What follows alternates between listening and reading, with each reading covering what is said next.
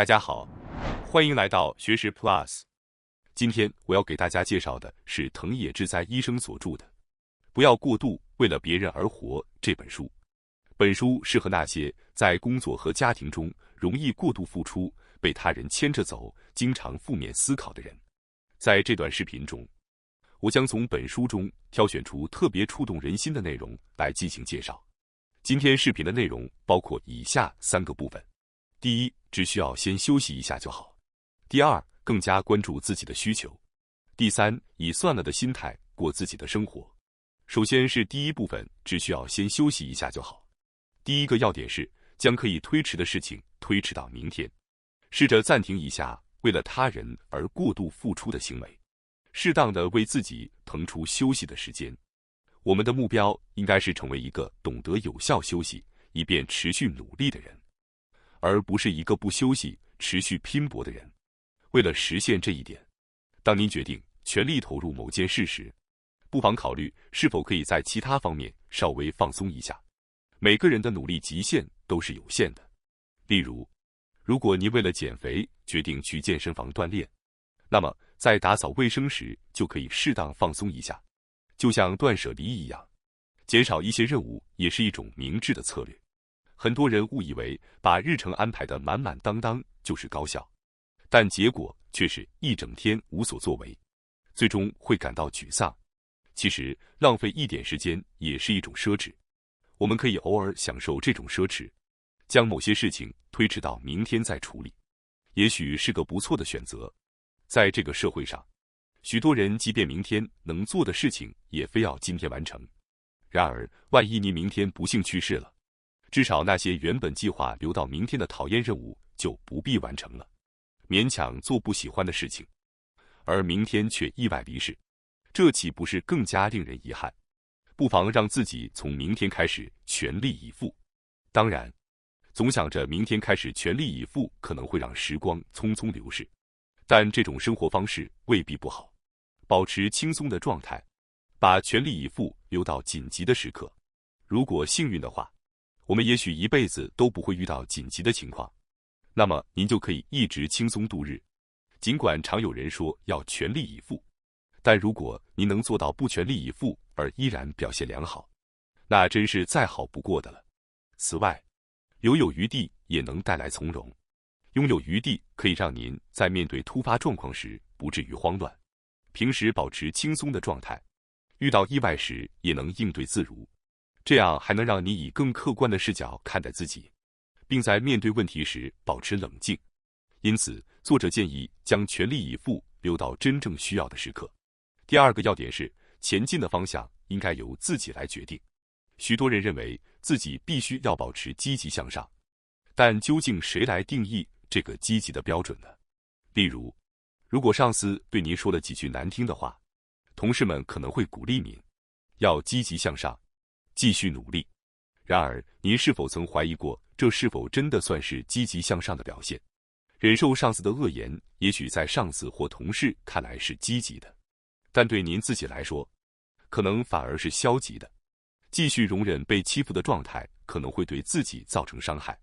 积极的方向应该由自己来决定。您可以认为自己目前所选择的方向就是前进，逃离不愉快的环境，同样也是一种前进的方式。无论是逃离那些攻击您的人，逃离黑心公司，逃离令人不快的社交媒体帖子，还是逃离伤害您的亲人，这些行动真的有那么消极吗？有人说人的双脚是为了向前走，但您完全可以用来逃离，因为逃离的方向对您来说也是一种前进。您不必强迫自己保持积极，也不必认为从讨厌的地方逃离是错误的。如果忍受不快的事情只是为了表现得有礼貌，那不妨将这种礼貌抛到一边。什么才算积极，应该由您自己来定义。接下来是第二部分，更加关注自己的需求。第一个要点是改变自己的认知。当别人对您说加油时，你会怎么想呢？如果您感受到这是一种期待，并能积极回应，那自然是好的。然而，如果您觉得这是在给您施加压力，或者觉得别人是在暗示您做的还不够好，那么这就是需要注意的信号了。听到相同的话时，您的感受往往反映了您的心理状态。作者指出，当您感到别人的优点让您感到失落时，可能是因为您内心存在着不满。认知偏向负面。所谓认知，指的是我们对事件和信息的理解与感知。每个人的认知各不相同，即使是同一个人，在不同的情境下，认知也会发生变化。那些总是看起来幸福和快乐的人，并非生活在一个特别的世界里。幸福其实无处不在，关键在于我们是否选择去寻找幸福，还是只关注不幸。通过改变认知和接受事物的方式，我们会发现幸福其实更容易获得。举个例子，当看到孩子在车上吵闹时，有些人可能会觉得这是父母教育不当的表现，而另一些人则可能觉得这是孩子充满活力和天真的表现。再比如，当上司将任务分配给您时，有些人会觉得这是在增加工作负担，而另一些人则可能认为这是上司对自己的信任和期望。即使在相同的情境下，不同的人会有不同的感受和反应。即便您的感受与他人不同，也不必过于在意。但如果某些事情让您感到困扰，不妨反思一下自己的认知，尝试改变认知，往往会让生活变得更加轻松。例如，如果您认为自己因为朋友少而感到不幸，可以尝试质疑这种想法，思考为什么会认为朋友少等于不幸。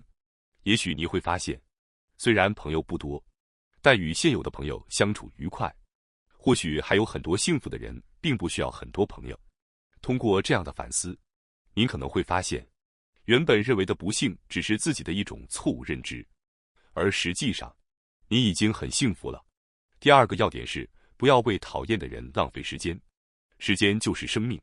假设您的一生是80年，那么这80年就是您的生命。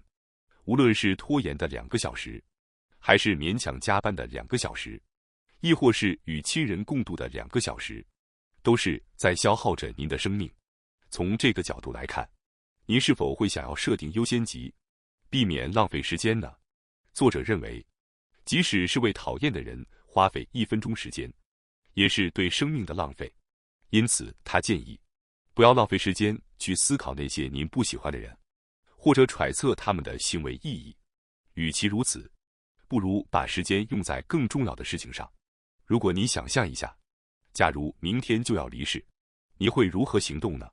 这样的思考可以帮助您更清楚地辨别出哪些事情是您真正需要去做的，而哪些是不值得花费时间的。接下来是第3部分，以算了的心态过自己的生活。第一个要点是，从广阔的视角看问题。尽管我们过去可能经历过失败，但回顾整个过程，成功的次数其实更多。当从更广阔的视角看待问题时，眼前的困难可能并没有那么严重。或许您在某个方面表现不佳，但在其他方面却表现得很出色。当您从全局来看待自己时，眼前的问题可能会显得微不足道，从而让您觉得放下也无妨。第二个要点是，从长远的时间轴来看问题。现在看来似乎是重大事件，10年后我们再看的话，真的还会那么重要吗？大家试想一下，您是否还记得10年前的失败或者所谓的重大事件呢？相信许多人现在可能都记不清10年前的具体事情了。当我们从10年的角度看待问题时，眼前的困扰可能也显得没那么重要了。作者认为，许多事情其实没有必要让我们过于紧张，生活不需要过度用力，毕竟100年后我们都会化作尘土。因此，面对生活中的琐事或讨厌的人，我们不妨放松心态，活得更自在一些。你有权利为自己而活，不必被他人左右或剥削。请时常提醒自己，你完全可以为了自己的幸福而生活，即使生活不尽完美，您依然每天都在努力地活着。开始接受您自己，给予自己关怀和温暖。人生是您自己的故事，不必过于在意别人的看法。感谢大家收看今天的节目。如果你喜欢我们分享的内容，记得点赞、订阅并开启小铃铛通知，第一时间获取我们的更新。在下次的节目中，我们将继续为大家分享更多有益的内容。再次感谢大家的支持，我们下期再见。